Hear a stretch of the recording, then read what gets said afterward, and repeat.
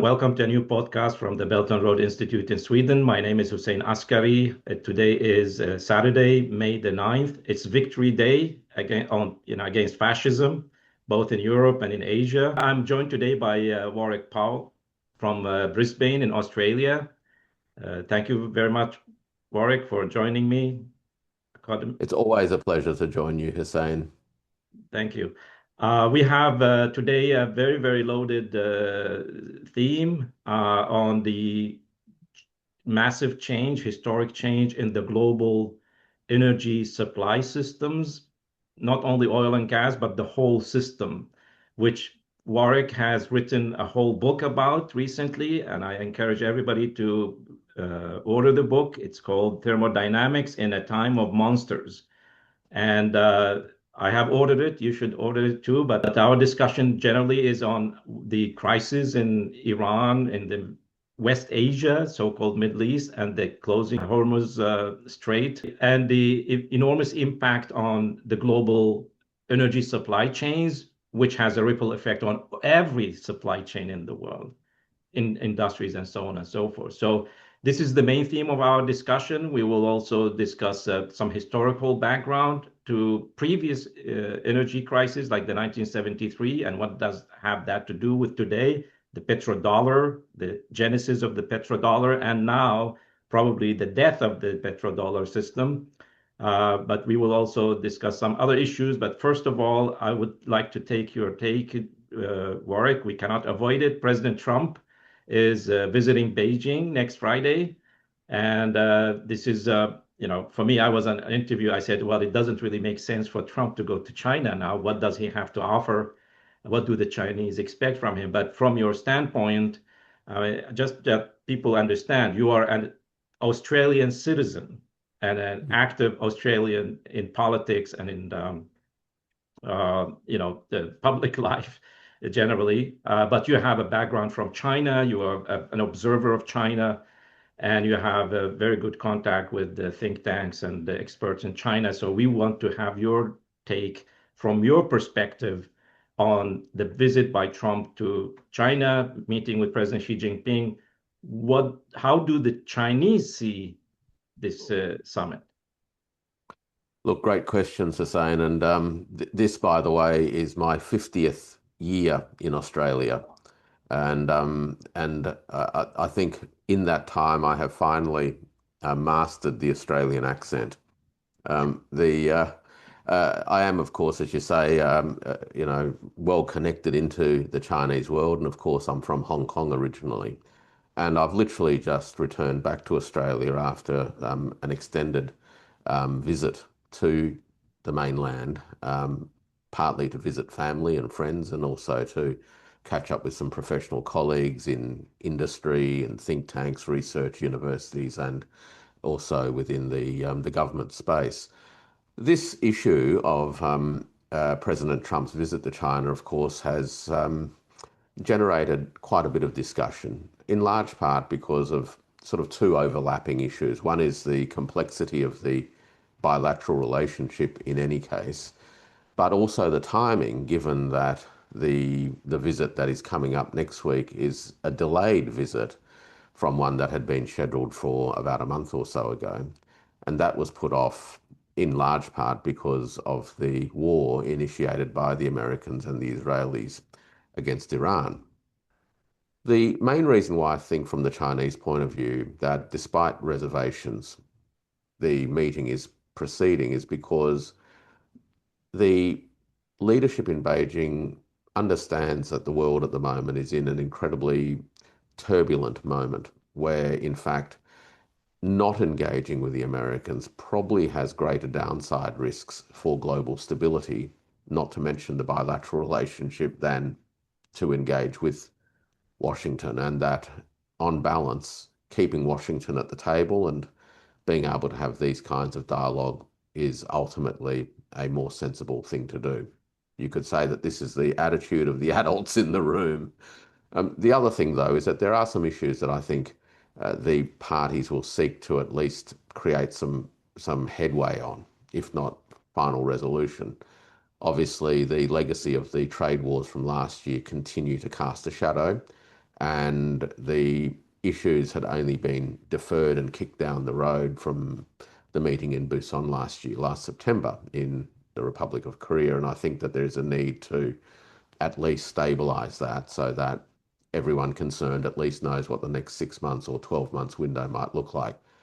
I think the second issue is also going to be around this question of artificial intelligence and where that all sits. And there is quite a lot of talk that whilst both sides are a long way apart from each other, that they realize that the issues are serious, and at least being able to establish some guardrails or some guiding framework for bilateral engagements is going to be important. Where that will head to in 6 months, 12 months, 2 years time, who knows? But I think the realization is that being at loggerheads on the issue of AI, particularly its application in let's just be nice about the defense sector, Hmm. the war making and the war making and killing industries Yeah. is something that is serious enough for the parties to try to have a way of working towards some sensible, not only bilateral outcome, but eventually through that, because they are obviously the two global leaders in this Yeah. space, Yeah. have an impact on the rest of the world. So Mm. that's my sense of Mm. this particular meeting coming up. I mean, what do you think? I mean, you've only just come back from China yourself, so I'd be interested to hear Yeah, I mean what feedback you've gotten. yeah, no, definitely. I was there like 2 weeks promoting my new book in both English and Chinese. It's about the Belt and Road in West Asia, Middle East, and also in Africa. But when I was there, I mean, I was asking people around about the China's role in the struggle going on in West Asia and the war in Iran, but also the relationship to the United States, because Chinese officials keep saying, emphasizing the China-US relationship is the most important relationship in the world. Wang Yi have said that many, many times. And the problem is that you have completely two different cultures working here.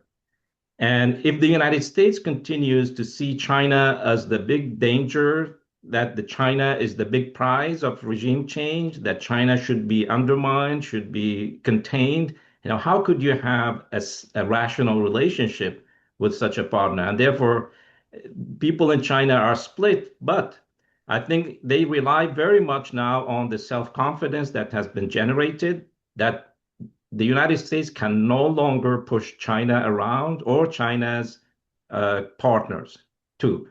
I mean, last week it was very interesting. I mean, you brought up let's talk about the weapons, the arms that the United States is using in these wars, and they would not be possible to produce without Chinese inputs anymore. And I guess Trump wants that this will continue, that China will continue to export these inputs to the United States, but I don't know what the Chinese reaction will be. But the Chinese are making it clear that they no longer play with the old rules. There are new rules here. There's a new sheriff in town, or there's a new situation. And for example, last week, the Chinese, I think, Commerce Department, and I would like you to also interpret the decision, because they said they will not abide by American sanctions on Iranian oil imports, oil Iran sells to Chinese refineries. So not only I think the language is very interesting, because they say not only they would not abide by, but they will punish anybody, any Chinese company who will listen to the Americans and stop shipping or refining Iranian oil and so on. So this shows that the rules of the game have changed, and that these are not going to be discussed anymore. And I think it's interesting from your standpoint, because you wrote something short about the communique from the Commerce Ministry of China. Yeah, There look, are new rules here. There are new ways of playing the game internationally.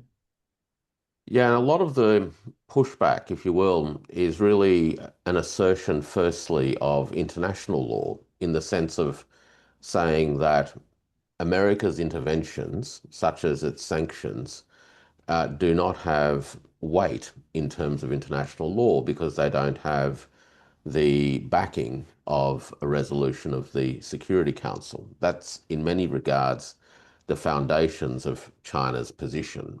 So China's responding not in a like for like way, saying, well, we're just going to unilaterally reject American long arm jurisdiction. China's position is actually we're going to reject it because it's not in compliance with international law. And it's doing this in a few arenas as well. The situation in Panama is an example of that, where the interventions over the last 6 or 8 months by the Panamanian government, clearly under pressure from the Americans to rescind the contract to operate the facilities at the Panama Canal by Hutchison Whampoa, or one of its subsidiaries. So Hutchison's a Hong Kong registered company owned by Hong Kong Chinese people, to ultimately seek to what, from an American point of view, is to wrestle control away from Mm. Chinese interests. Well, China's responded firmly to make it clear to companies who are considering operating those facilities, and these are very seriously large companies involved in the business of trade, such as Maersk. China's made it very clear that these interventions by Panama at the behest of the Americans are also in contravention of international law and in contravention of fair dealing, and so China won't abide, won't put up with it, and they've put these companies on notice that China won't do business with these companies should they go down this path. This is a challenge, of course, to these companies because the majority of their business comes from doing business with China. So China is responding via economic means in part, but as a way of demonstrating a commitment to the importance of international law to enable companies to go about doing their business, legitimate business, lawful business, without the interference of particularly the US. Now, this response to the Iranian oil sanctions is, I think, probably the most explicit statement, and I think that's where you're getting at, is that for the first time, it wasn't just a case of quietly abiding by American sanctions without making too much of a fuss about it, but having some workarounds. Because Iran and China, of course, have a strategic agreement, and there has been transactions over the course of, quite many years.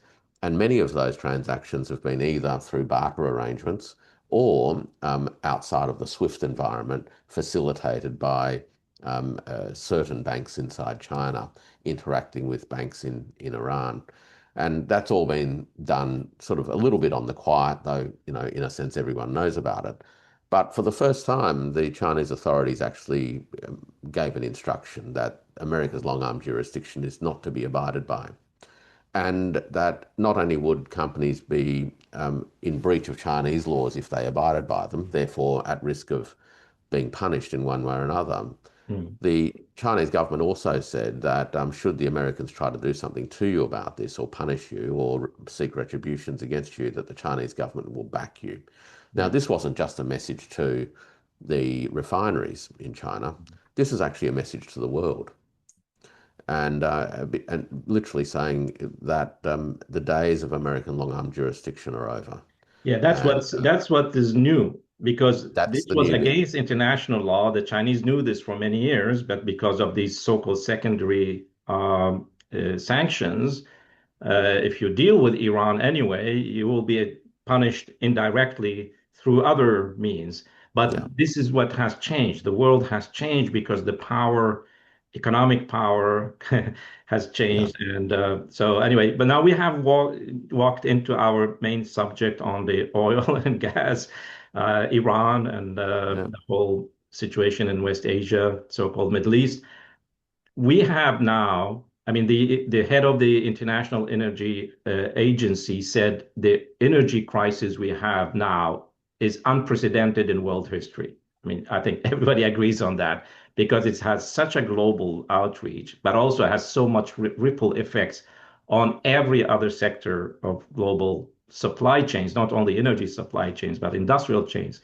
That this is really, I mean, it's only comparable to the 1973 oil crisis, which I'm going to say a bit about it because it's very interesting because that was the birth, it was after the end of the Bretton Woods system immediately and the birth of the petrodollar system. But we have now, and also as you discuss in several articles, but also in your book, I think, that we will see a shift in the global energy, in the whole energy system. The thermodynamics of world economics will change. And I agree with you. But I think also that not only that nations will try to diversify from fossil fuels to more renewable energy, but I also suspect my own view. Many nations who have coal, oil, and gas, but have been restricted by either reputation or financial considerations, economic consideration, not to now they will invest into that. If they have coal, oil, or gas underground, they will try to get it out. But also we will see a total shift, and China's role in this has been very clear. But I want you to give us a breakdown of how you think this system is shifting. The thermodynamics. What is thermodynamics and what is the Um, shift? Look, at the heart of human societies is energy, right? Whether it's energy for people, which we generally absorb, but not only absorb by eating things and having nutrition and stuff, but we also have fuel for machines. And over the course of the last 200 years or thereabouts, let's say 300 years, human societies in broad terms, so not every society in practical terms, has been able to exploit what is in effect an incredibly efficient, um, from an energy point of view, energetic resource. So I start with the basic idea that we need to look at the You physics of mean the we world. started with coal, oil, gas, nuclear? Coal, oil, gas, yeah. And these resources and the ways and the technologies and tools that humans have developed to access them, transport them, and then convert them into useful work, usable energy, delivered incredibly high energy return on investment, on energy invested. So the ratio of energy expended to harness this energy source was very low compared to what you got. You'd get 150 units of energy back for every unit of energy that you expended, broadly speaking.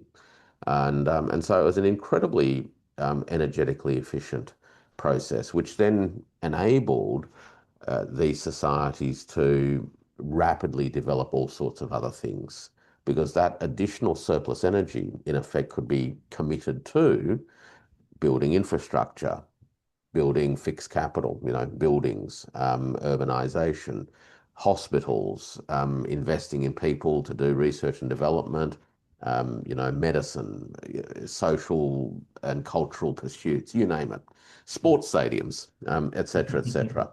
And that energetic system has been, I guess, a part and parcel of what we'd call industrial life for the best part of 150 to 200 years.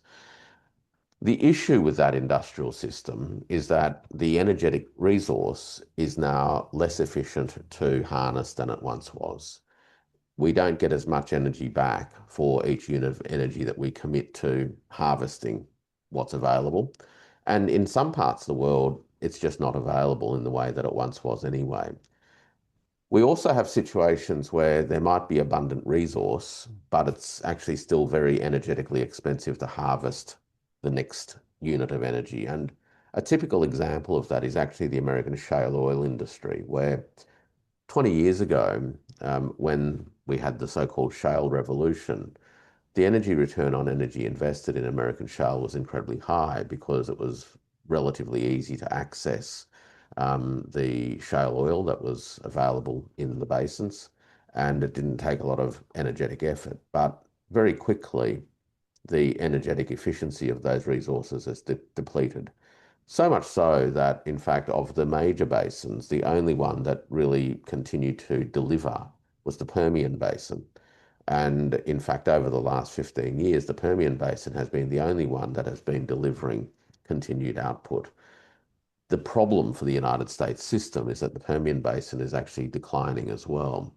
And we know this, there's a whole bunch of studies being done which shows that up until about 7 or 8 years ago, the amount of effort that was made to get that next unit of shale oil was relatively stable, but it went over the cliff eventually, and you had to make a lot more commitments of effort. This happened actually during the Obama days, and more rigs had to be deployed by a factor of Yeah, I 10. mean, in economics, usually you got the diminishing rate of return because you need to Correct, go dig deeper, you need to explore larger areas correct.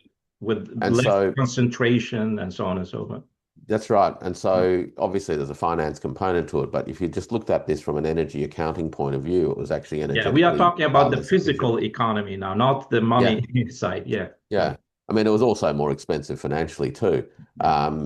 But yeah, just the physical economy or the energetic economy. And so the United States now is actually confronting a situation where systemically across its overall energy system, it's actually experiencing a progressive reduction in overall energetic efficiency. But I guess the issue with the overall system at large at a global level is that parts of the world still have plenty of reasonably accessible, energetically efficient resources in the ground, In the right? Gulf It, region, West Asia. West Asia, Yeah. parts of Russia, parts of Africa, and those resources are there, and in fact parts of Australia as well in terms of gas and that sort of thing, but not everywhere. And China is one of those places where not only for energetic reasons, but also for security and sovereignty reasons, about 20 years ago, it began embarking on its own strategic restructuring of its economic base from an energy point of view. Of course, as most people would recall, in 2003, then President Hu Jintao talked about the Malacca dilemma, which was the risk that the Strait of Malacca, which is an even narrower ocean passage than the Strait of Hormuz, could be blocked by the US, thereby impeding China's access to oil from West Asia. And over the course of the last 23 years, China's made incredible efforts to diversify its sources of oil. That's the first thing it's done. Secondly, to transform the efficiency of its own domestic oil and coal production systems. It's added to those with other energy sources, some nuclear, but the big expansion in the last 10 years has been wind and solar. Then it's added into that system battery storage systems, hydro systems, and now, of course, it's the downstream uses of the electrification process to a point now where China's energy dependency on oil is about 15% of its overall energy requirements. And not all of that's imported, right? So that's taken a long time to achieve. But it's also enabled a technical capability to harness other kinds of energy from nature. There's also leading work in things like fusion and stuff as well, right? It's Yeah. for the next Down the generation, road, so to for the speak. next generation, yeah. Yeah, yeah. Right. So, and the thinking around that is around 2035 to 2045 is where it will really start to establish a foothold. And by the time the solar and the wind Mhm. technologies, in a sense, begin to reach Yeah, the end of their useful life around 2040, 2045, right. these other things will be in a position to take Yeah. over. So that's your I structural change in the world. Yeah. Unless you have another key point you want to raise, I want to expand this from, you talk about China, you talk about the United States, you talk about China, but now I want to discuss what is the impact on the global economy, the global economic power, because with the United States having this shale oil and all this victory they have achieved is having diminishing returns on investment, but also we have a massive energy crisis in Europe, self-inflicted because of the war in Ukraine, because of the Nord Stream Yeah. destruction, but also that Germany, for example, moved away from nuclear power and also coal power. So we have a deep crisis, which means the industrial power of the United States and the EU and the so-called new AI revolution, which depends very much on energy, uh, they will lose that to China and maybe Yeah. other parts of the world where there's cheap energy. So, Look, for sure, for sure. Look, mm, I mean, AI is such an amazing clarifier because AI is really just embodied energy, right? It's just electricity, mm, and and and we now know that China's energy stack, together with its AI technology, is delivering outputs, computational outputs at an energetic efficiency higher than the American system is.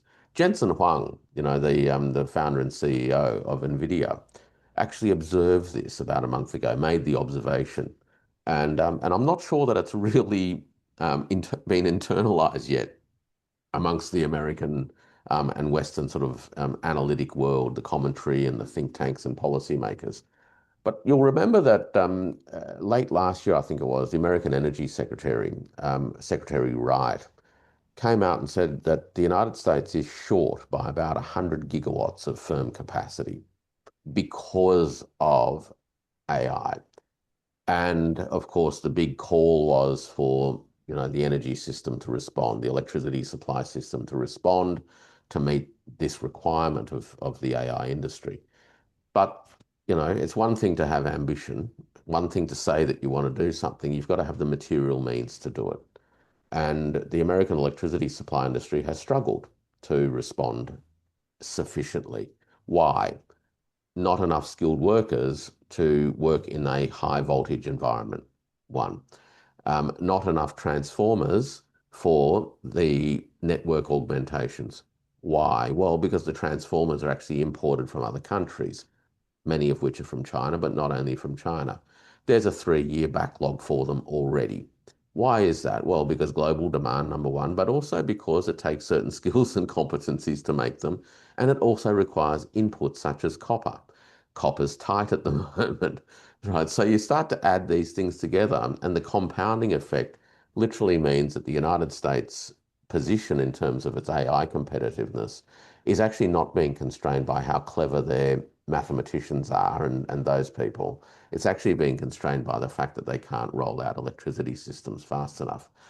That has other implications, of course, because there are other industries that need electricity as well. And so every time AI data centers are being built, it's actually causing electricity costs to rise, which is adversely affecting other industries. We know this because there's report after report after report that other American industries that are electricity exposed and dependent are under the weight of increasing electricity costs. Then you've got households and communities.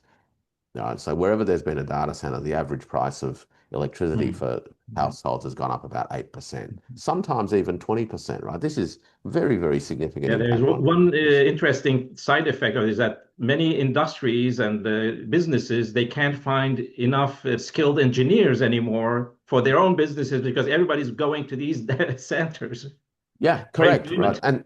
And so the economists call this a Dutch disease, right? Where a Mhm. boom in one industry actually undermines or adversely affects every other industry because it sucks resources out of them all. It drives up the price of these inputs or labor costs, and it actually adversely affects every other industry. And once the boom's over, Yeah. you actually see sort of the legacies of it with industries that just never Mm. have never been able to regain their competitiveness. Also, And the financial markets of the United States is almost all the growth, 60-70% of the growth in the stock markets is because of this bubble. Is this it's only not because of only this, right? And yeah. and so it's symbolically important in terms of the American narrative as far as public confidence is concerned, as far as the legitimacy of the Trump regime's concerned. And there's all these pressures are being built now. This war in West Asia is having an effect on the American gasoline market. Now, I mean, you know better than anyone else. You know, you listen to the American politicians say, "Oh, look, this Strait of Hormuz thing, it's not really our thing. We don't use it. The Americans doesn't affect us. It's really someone else's problem." But it's not true, of course. You know, we know that gasoline prices in the United States has gone up to, at minimum, about $4.60 a gallon. In some places, up to $6, $7, $8 a gallon. Chicago, LA. You know, this is major, you Mhm. know, tipping point stuff, Mhm. and this is all because the United States market is actually not immune. Yeah. And people say things like, oh, you know, well, the United States is energy self-sufficient, exports more than it imports. Well, yes and no. It depends how you account for things. United States is actually a net importer of crude oil. It's a net exporter of energy once you include refined products. Mhm. But it can only do some of those refined products because of the net imports of crude that it does. At the moment, last week or so, it's actually exported more crude than it's imported, which is Yeah. unusual. Also, But it's done the that quality of the by, crude they need for the refineries is different than the one produced in the correct. United States. They need this heavy crude from Venezuela, from other parts of the world. Well, and for different purpose, right? Yeah. So the different crudes enable you to distill different things. Your distilleries are set up, or your refineries are set up to Yeah. handle different products so that you can produce other things, right? Whether it's jet fuel, diesel, gasoline, or what have you. Yeah. And the issue is that the United States is actually exporting, and its exports have increased over the last few weeks, but that's just by drawing down on its strategic reserves. Mm. Right? So because there's a lot of, you know, the price has gone up. So if you're an oil trader, and you've got reserves, I mean, you know, this is a time to make hay. So the Yeah. financial signals are actually incentivizing the American industry to actually deplete American reserves, which of course in 3 months' time is going to have Right. serious implications on American gasoline prices at the pump. Mm. And then there's the issues of fertilizer, diesel on agriculture, and all of the other chemicals Yeah. that, of course, American have been. farmers are screaming now. I listen to them. I have some friends in the United States who deal with the farms Yeah, community, and they are really, really hit by this crisis. They can't even find fertilizer. They need diesel for their machinery and so on and so forth. But yeah, this brings us to the impact on the global economy, because what I fear is we will have on a certain level, because in the developing sector in the global south, we have talked about China, we talked about the United States, Europe, but I think there is a major crisis now coming up in the global south, where many nations are dependent on imports of oil, fertilizer, food, and they will end up not only shrinking economy, which will even affect everybody else, but they also might have famine. We might have other crises. In addition, we will see a repetition of the 1973 crisis, which led to the global debt crisis in the global yeah, south, Latin America, Africa, Asia, and so on and so forth. yeah, I mean, I would like just to mention something I know personally, and this is one of the things which have contributed to my interest in international political economy, because when I started working at the American Magazine Executive Intelligence Review offices in Germany, I shared my office room with Mr. William Engdahl. We shared the same room. He's the author of this very, very important book. It's called A Century of War, Anglo-American Oil Politics and the New World Order. And fascinating book. I was translating it to Arabic at the same time, but when then we discovered that it was being pirate translated in Syria, so I stopped translating it, because everybody, this should be a textbook for international political economy and also a history of the so-called Middle East. But in one of the interesting chapters, he talks about the 1973 crisis. In 1971, Nixon ended the Bretton Woods system, decoupling the dollar from gold, and that created a certain crisis. Oil prices were very, very low. But then there was a very interesting meeting of the Bilderberg Group, the famous Bilderberg Group, here in Sweden, in South Shobaden, in a resort. And he says that in this actually that at this secluded island resort of the Swedish Wallenberg banking family at Saltsjöbaden, Sweden, this is in May 1973. This is 5 months before the war broke out between Israel and Egypt and Syria, which led to the Saudi boycott oil. But this is 5 months before that. He says that this gathering of Prince Bernhard Bilderberg Group heard Walter Levy outline a scenario for an imminent 400% increase in OPEC petroleum revenues. The purpose of the secret Saltsjöbaden meeting was not to prevent the expected oil price shock, but to plan and manage the about to be created flood of oil dollars, a process US Secretary of State Kissinger later called recycling the petrodollar flows. Now, the reason I believe what William Engdahl says here is because I happen to have the minutes of discussion of the final session of the meeting. Very, very interesting. I mean, there are prime ministers of Sweden, Norway, Olof Brzezinski was there. The heads of all the major banks and oil companies of the world were there. And it confirms exactly what William Engdahl is saying here, because they expected this war to happen. Kissinger personally orchestrated the war. Now, the reason I know that is because Saudi Arabia's oil minister at the time, Ahmed Zaki Yamani, he had a energy think tank in London. So I contacted them after I read the book and said, I told them, look, I have something interesting for you, because this book proves that it was Henry Kissinger who orchestrated this whole crisis, not you. Because, you know, in all the media, they blame the Arabs and the Saudis for this. And yet Zaki Yamani became the point person because he was the oil minister of Saudi Arabia at the time, and everybody blamed him for that. So they got the book because he said personally that when he went to the United States before the war broke out to tell the US president to intervene, you know, to de-escalate this crisis, because if this happens, the Saudi Arabia has no other choice than siding with Egypt and Syria. And what weapons do they have? The oil weapon. They said, we will cut the oil. That's the only weapon we have. And Yamani says, when I walked out from the Oval Office, Kissinger pulled me from my arm and pulled me into a room. Kissinger was the national security advisor then. That was 5 months before the conference I told you. And he said, he told me, you don't mention this threat to anybody. And he said, I had a scheduled press conference that evening with all the major American media. Nobody showed up because Kissinger had told everybody, this guy, nobody listens to this guy. This is all nonsense. And, you know, lo and behold, 5 months later, we have the war, we have the oil boycott, and so on. So this recycling of the petrodollar became the new world order.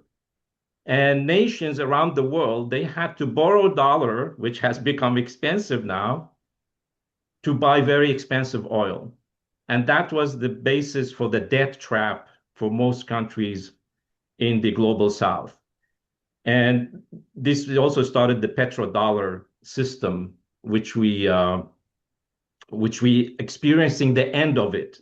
And because what we have seen is that, you know, the emergence of, you know, not only China, but the idea that the BRICS countries, they want to use their currencies in the, you know, to end the hegemony of the American dollar and the long arm justice of the United States and pressures.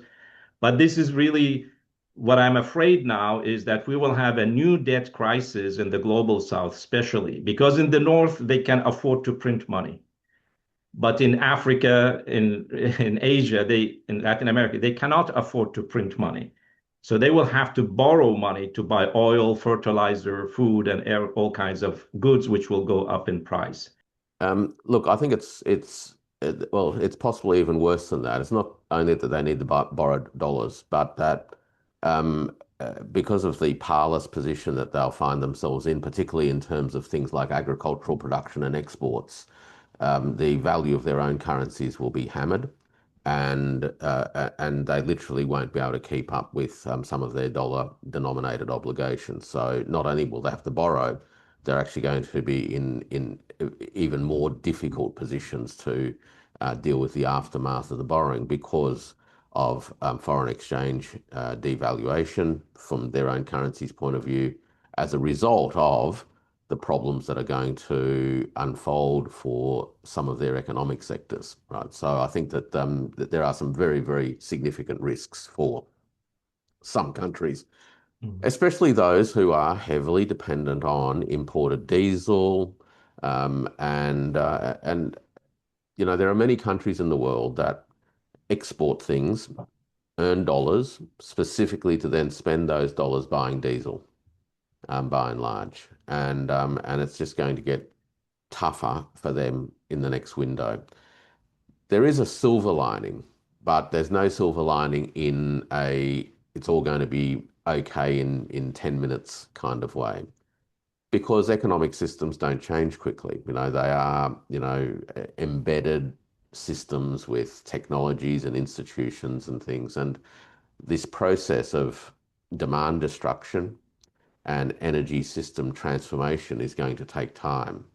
The demand destruction piece, of course, is going to exact some price. Some of it will be quite devastating socially, not only in the global south, but in parts of the global north as well. And you touched on it before when you talked about the deindustrialization of certain parts of the old transatlantic economies. So demand destruction is going to be a an increasingly likely part of the system response. That demand destruction, in part, is also what's necessary to then open up the field for the transitions to other kinds of energy systems. Some will be better placed to cope with that than others, and the ones who will be those who actually have good working relationships with China for the alternative technologies. Also, I would say with countries like Russia, because Russia is one of two global leaders in nuclear. Russia is also a significant supplier of hydrocarbon energies, so it can continue to play an important role there. And but over the next 10 years, I think we are in for a very rocky period of fundamental energy system transformation, coupled with, of course, ongoing and probably accelerated financial transition. Some countries and some sectors will, I think, without a doubt, struggle. And then you can throw on top of all of that the kind of displaced anxiety-ridden reactions of the old global north, who are confronting a world that they no longer singularly dominate. And in that environment, how are they responding? Well, we're seeing some of their responses now. They're responding in often petulant ways, frequently violent, Yeah. and I think if I was just to put it nicely, I think ways in which are not only self-defeating, but also just grossly irresponsible. And that's putting it very, very nicely.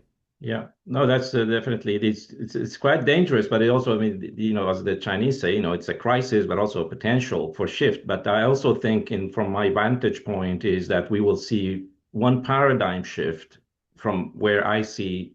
I'm from Iraq. I have studied the West Asia, the Arab countries for many, many years. I might mention this was in the 1990s. I started looking at these things, 1995, 96. But there will be a paradigm shift in the Gulf countries, in the whole Middle East, so-called, and also oil exporting countries. But also we'll see a possible new architecture. And I mean, we discussed this before, but I would like to just give the outline of why I think there will be a paradigm shift and a new security and economic architecture in this whole region if we don't if this war doesn't end and ends up in massive escalation and probably a nuclear war. That's still open. I don't trust the Trump administration. I don't trust the Israelis.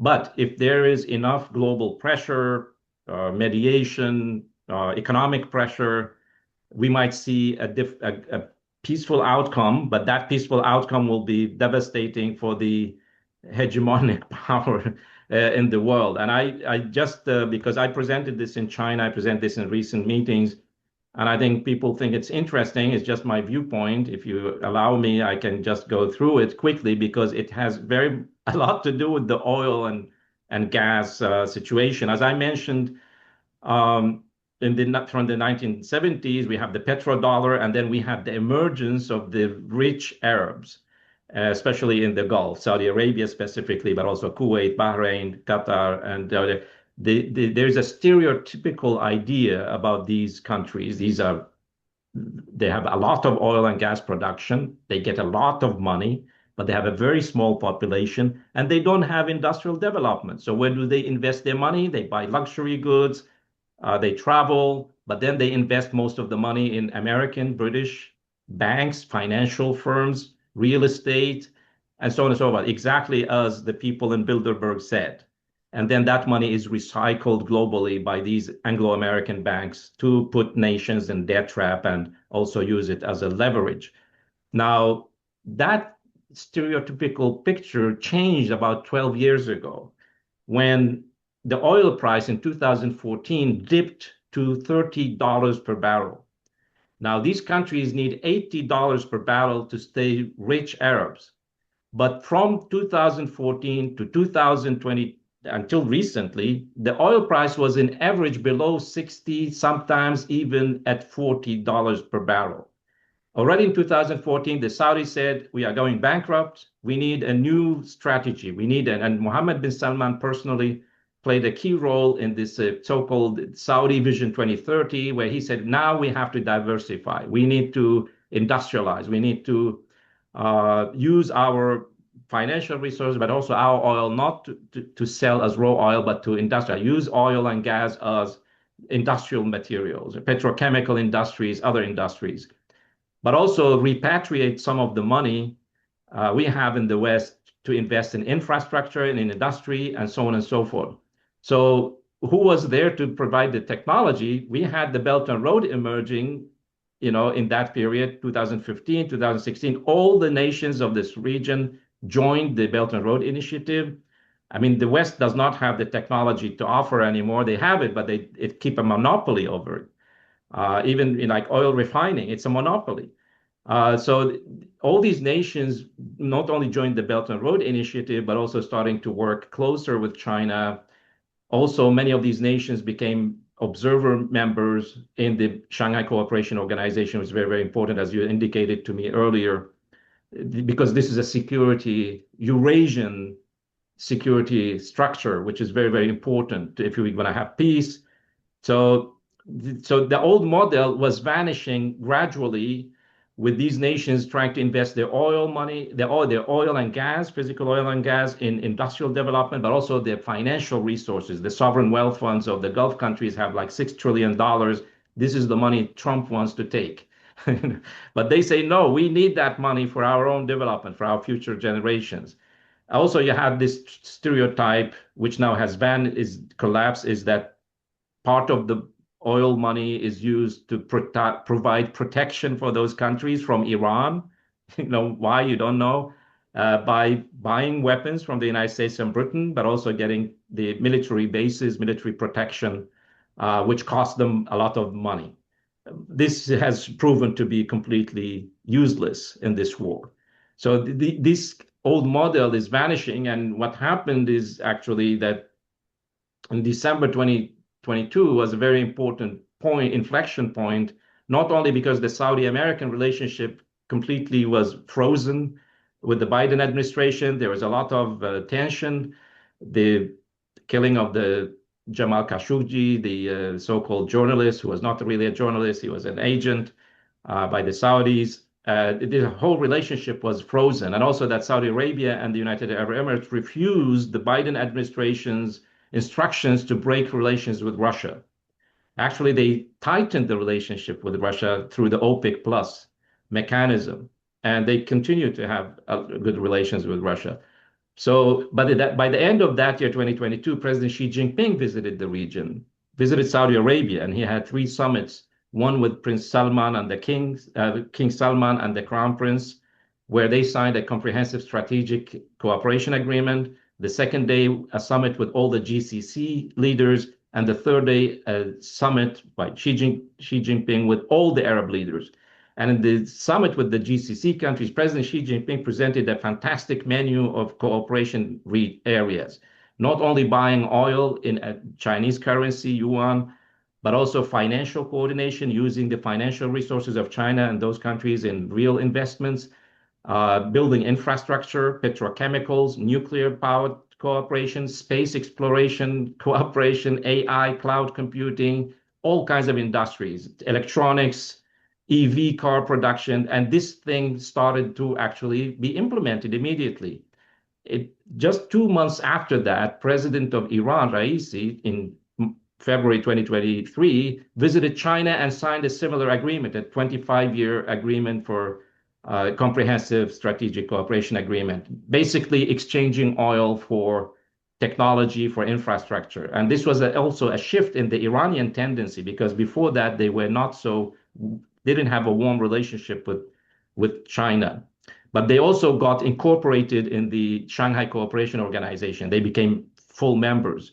But also the countries around in the Gulf, Turkey, Egypt also became observers in the Shanghai Cooperation Organization. So very, very important. Then in August 2023, the BRICS nations announced that they are inviting Saudi Arabia, Iran, Egypt, Ethiopia, and the United Arab Emirates into the BRICS Plus.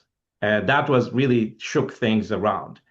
Saudi Arabia didn't join immediately because there was enormous pressure because of the weight of, but all these other countries joined, and then Indonesia was incorporated. So this whole region was moving completely into a different direction with their resources, but also in that year, China managed to bring Saudi Arabia and Iran back on the diplomatic relations because the diplomatic relations were broken, and proxy war between Iran and Saudi Arabia was waged in Yemen, Syria, Lebanon, Iraq, the Shia Sunni. But the Chinese managed to bridge the gap between Saudi Arabia and Iran, because the whole game has been since the 1980s to keep Iran and the Arab countries separate, divide and conquer. So in that sense, this whole region was moving into a completely new architecture, and everybody's talking about a new security architecture. Then the Biden administration came up with this idea in September 2023 with the so-called India, Middle East, EU corridor, which is completely different than the BRI and the Belt and Road, because it divides this region into countries who are friendly to Israel and the West and countries who are not friendly. The Chinese idea is that everybody is included. There are no exclusive clubs. And then actually Netanyahu, emboldened by this, in late September 2023, made his big speech in the UN where he showed this map where there's green countries, they are friends of Israel, and there are these other countries who are enemies of Israel. And then even a year later, he mentioned the India, Middle East as the dividing line between the evil and the good guys. And the Palestinian, in that map, Palestine no longer existed. So he had only a map of Israel, but there's no Palestine, there are no Palestinians. The whole Palestinian issue was erased. So 1 week after Benjamin Netanyahu's speech, Hamas attacked Israel to show that the Palestinians still exist. They are on the map. And then since then, we had the massive brutality in Gaza, the genocide, and then the snowballing of conflicts into Yemen, Lebanon, Syria, and finally now Iran. So this conflict between these two trajectories, I think this is really a lot of the conflict is about, besides the shift in the global economic power and strategic power. But I believe if there's a peaceful solution to this conflict, all these nations will go back to that original architecture. When the Iranian Foreign Minister Arakchi was in Moscow, they talked about this new security architecture. In Beijing, also in his meeting with the Wang Yi, also they both sides talked about a new architecture. And I won't be surprised if Saudi Arabia and Iran become friends again, if there is a peaceful resolution, and this whole region will move into a different situation. Of course, the Israelis and the Americans will never accept such a thing because that would mean the end of the old order. So they might come up with new provocations, new problems to disturb that, but it would be useful for the Israelis themselves to have a peaceful coexistence with this region. But unfortunately, we have irrational people there. So this is, in my view, is very, very crucial issue, but also the oil and gas question is also central to this because those nations don't want to just export oil and gas. They want to industrialize, they want to develop. And this will also mean that transition to other forms of energy will become crucial. So I don't know if this fits more into the Yeah. picture of Look, I your. think you're right. And I think it has some broader implications too, because the war that's been going on now, this round since the 28th of February, I think has ultimately shown a few things, and probably the most important one of them is that American forward bases are not defendable. So that's the protection money that's no good problem. And secondly, that Iran has emerged as a regional power that can't be dislodged from having a seat at the regional table. The issue around the bases, though, will reverberate into other parts of the world because the entire American global footprint over the course of the last 75, 80 years has been built on the back of having hundreds and hundreds of forward bases around the world with American personnel and American installations in these places pointing at assorted adversaries and anyone that the Americans don't like. Now, that idea was that those bases would afford the host countries, and I'm using that in a very sort of guarded way because really they're not really sort of willing hosts in many regards, but the host countries, the quid pro quo was that they'd be protected. Clearly, this entire setup is not only under stress, but I think demonstrably unviable if these bases are within reach of drones, They short-range become a source ballistic. of danger for you if you have Well, then they become a source of danger because, yeah, right. So what went from being a security guarantee to being a liability, I think, raises questions, of course, in Europe, though I think the Europeans at the moment, particularly, and I shouldn't use Europeans too broadly. I literally mean the sort of narrow political elite inside Brussels, whether it's the NATO elite or the EU elite.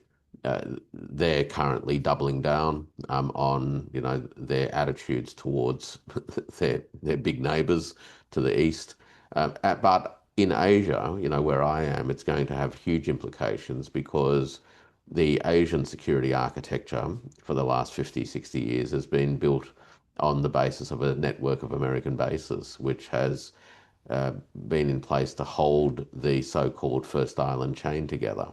Now, the First Island chain, in my view, got breached probably about 10 years ago and was already back then unviable, if not widely recognised. So I'd raised this issue probably about 4 or 5 years ago with colleagues, some of whom pushed back and said, no, no, no, the Americans still, and this is Chinese colleagues as well as people outside of China, they still thought that the Americans were able to sustain the First Island chain. And I said, for a whole bunch of reasons, I thought that that was over. But I think clearly now that's over.